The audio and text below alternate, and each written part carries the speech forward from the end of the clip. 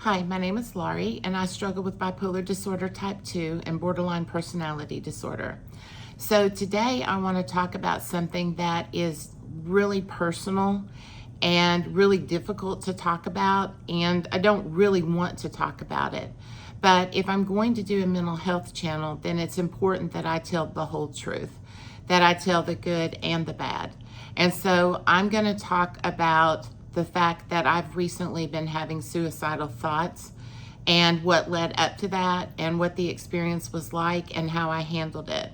And if you think for a moment that this video might bother you or actually make your mental health worse, then please don't watch this video, because I only want to be helpful and not harmful.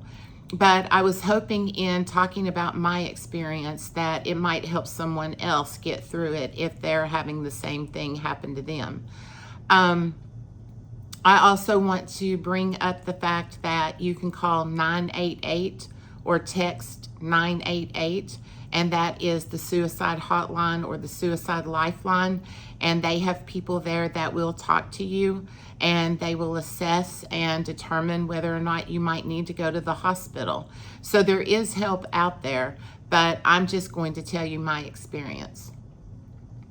So I am an older woman, and I lived with my mom because I have mental illness and because I'm disabled.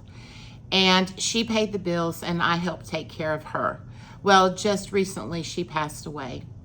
And in the beginning, I was living off of anxiety, and I was living off adrenaline and fear of how am I going to live this life alone? Fear of, well, what am I going to do? Where am I going to go? How am I going to make it? Where am I going to live? And I was just living in tons of adrenaline, anxiety, and fear. And I think that's what was helping me and motivating me to get things done. Well, that turned into depression and fear. And that's when things started really going downhill. And that's when I really started having problems. So on Thursday night, I was watching Netflix, and I was watching a sitcom called Mom. Now, I had watched that years earlier when it was on TV, and I really enjoy the sitcom. But that particular night, it's about a group of women who were alcoholics and drug addicts and are now in the 12-step program and what their life looks like now. Well, they were talking about the past, and they were talking about drugs and alcohol and how it made them feel, and, how they missed it, and, the feeling that they got, and yet how they were grateful that they were sober. And as they were talking about these things, I noticed that I started really craving alcohol and drugs. Now, alcohol and drugs is not something that I have a problem with.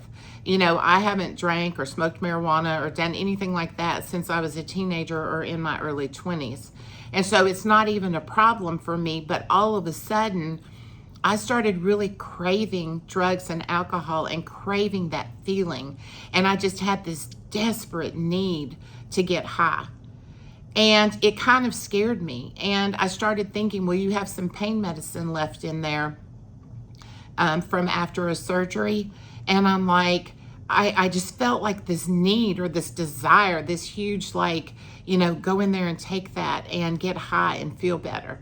Well, there was enough of my logical brain left that it was saying, Laurie, you don't need any more problems. Like, you are struggling so much and you have so many problems. The last thing you need to do is to cause yourself a new problem and a new addiction and something else that you have to, get over.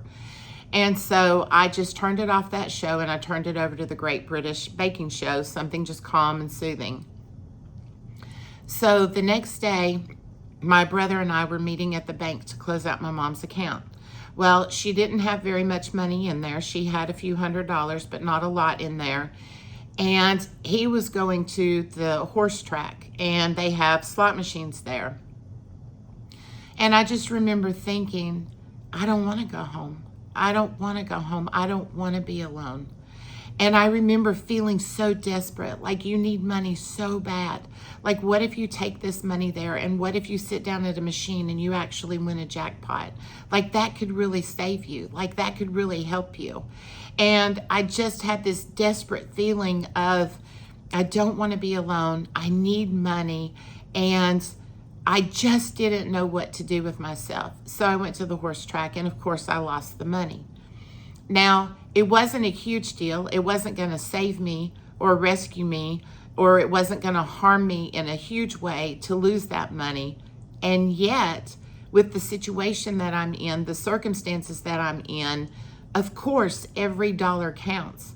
Of course it was going to hurt me, but I just felt so desperate to feel good, so desperate to feel happiness that I was willing to take that chance, and I was wrong.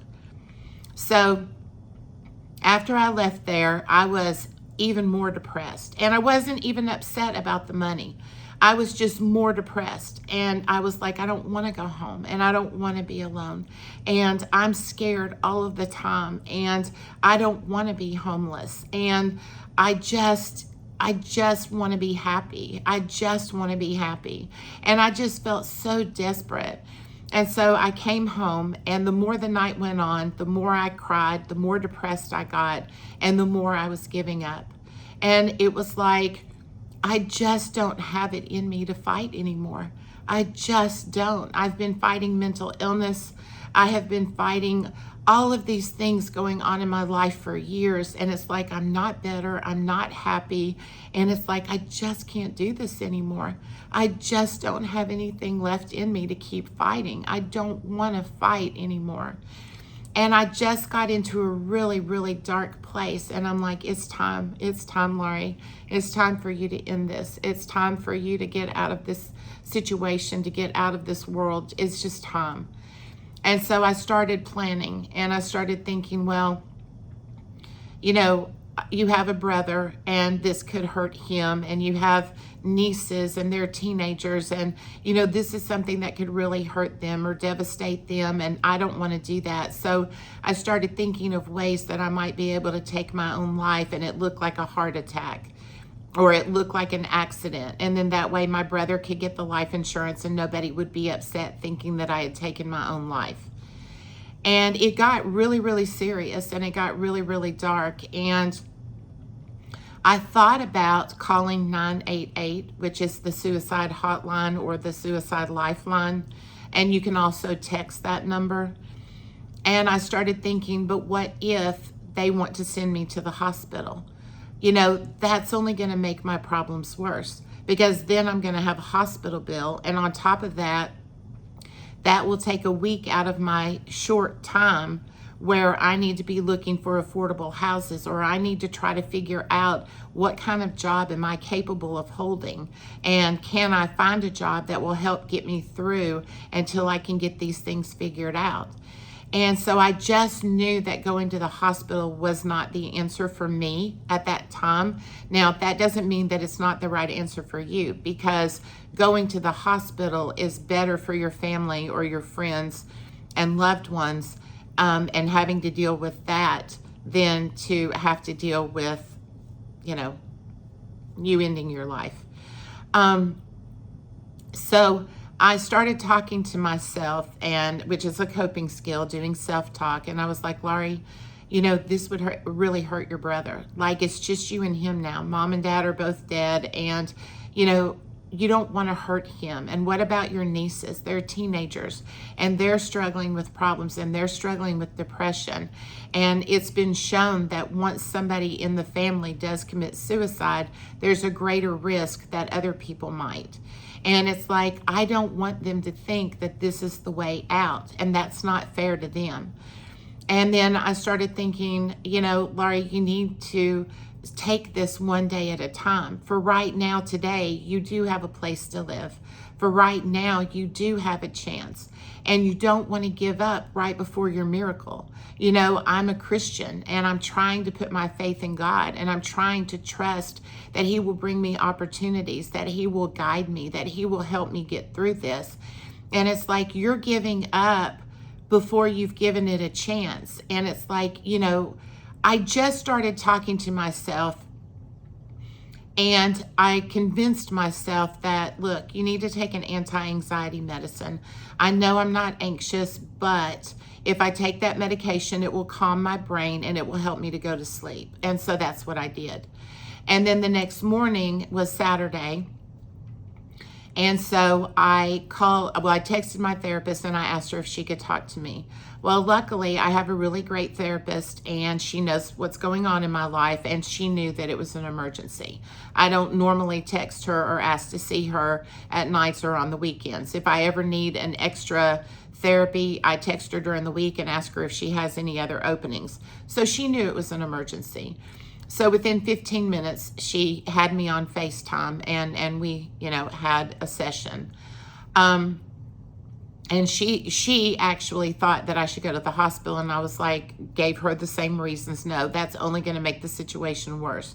I said, we have to get through this together on this session. I have to get through this on my own. And so we did talk, and it did definitely help. So a couple of things that I did wrong. Number one, I should not have gone to the horse track. That was not going to help me, and it only hurt me. And it was just this feeling of desperation. And all that did was make the situation worse. And number two, I should have called someone that night. I have friends and I have family. But my thing was, I don't want to talk about this, and they don't know what to say to me.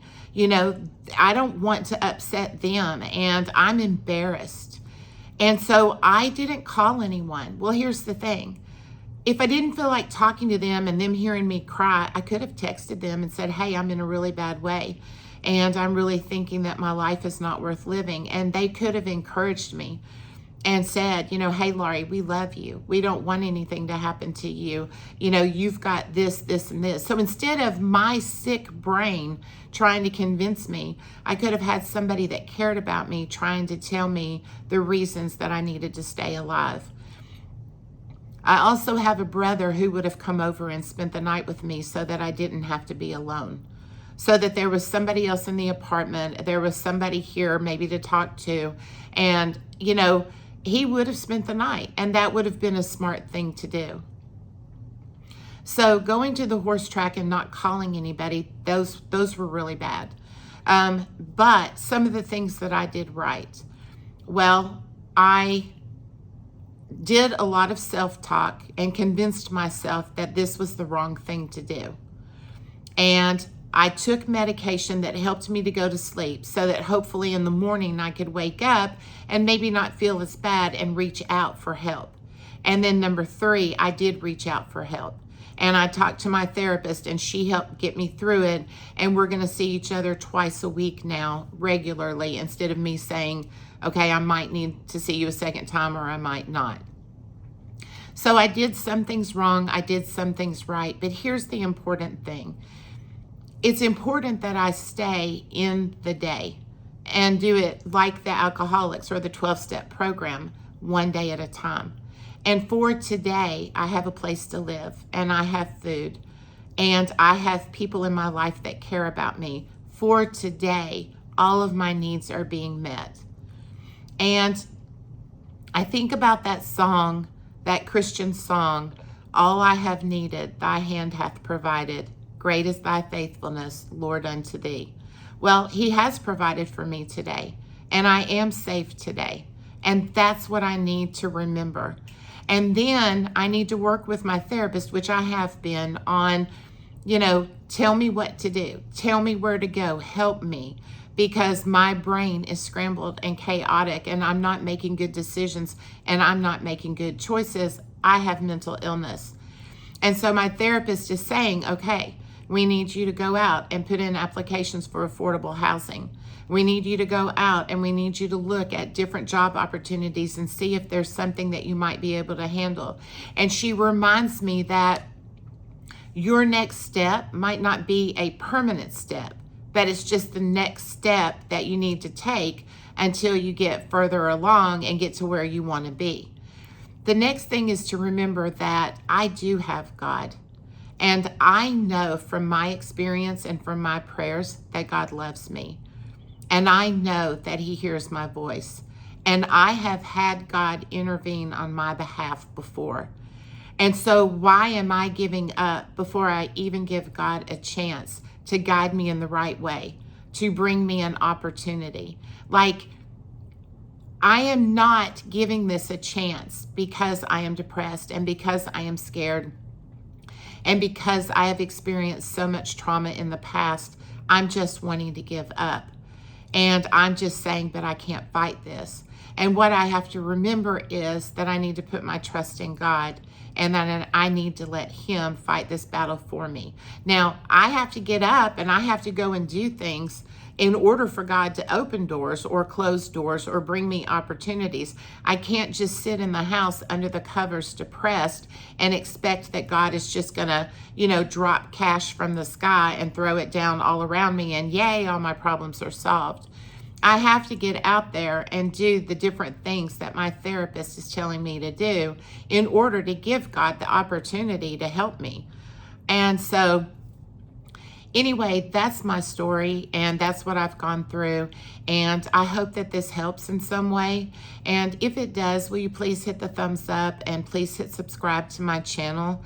And just know this, that because it's so deeply personal and it's painful and it's hard and difficult, if I get comments that are really negative, or if somebody else leaves comments and somebody is negative toward them, I may turn off the comments on this. This is just too serious of a subject matter, and it's something that so many people experience because of mental illness or because of their situation.